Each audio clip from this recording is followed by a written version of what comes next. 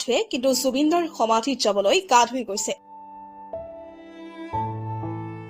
শ্মশানত পূজা কৰা হৈছে তাকো সকলো ধৰ্মৰ মানুহে একেলগে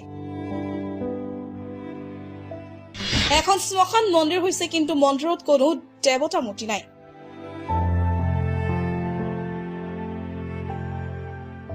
ফেচবুকত প্ৰাণৰ শিল্পী জুবিন দাক লৈ অনুৰাগীৰ বিশেষ পোষ্ট অসমীয়াৰ মনত এতিয়াও সাৰে আছে জুবিন দা সুঁৱৰি প্ৰতিদিনে সোণাপুৰত ঢাপলি মেলে অসমীয়াই জুবিন দাৰ লাখ লাখ অনুৰাগীৰ মাজত এজন অনুৰাগীৰ লিখা ফেচবুক পোষ্ট এতিয়া চৰ্চাত পোষ্টত তেওঁ লিখিছে মানুহে শ্মশানত গৈ ঘৰত গা ধুৱে কিন্তু জুবিন দা সমাধিত যাবলৈ গা ধুই গৈছে শ্মশানত পূজা কৰা হৈছে তাকো সকলো ধৰ্মৰ মানুহে একেলগে এখন শ্মশান মন্দিৰ হৈছে কিন্তু মন্দিৰত কোনো দেৱতা মূৰ্তি নাই মানুহে অলৌকিকতা দেখি মন্দিৰ স্থাপন কৰা দেখিছো কিন্তু এজন মানুহক ইমান ভাল পোৱা বাবে মন্দিৰ বনোৱা প্ৰথম দেখিলো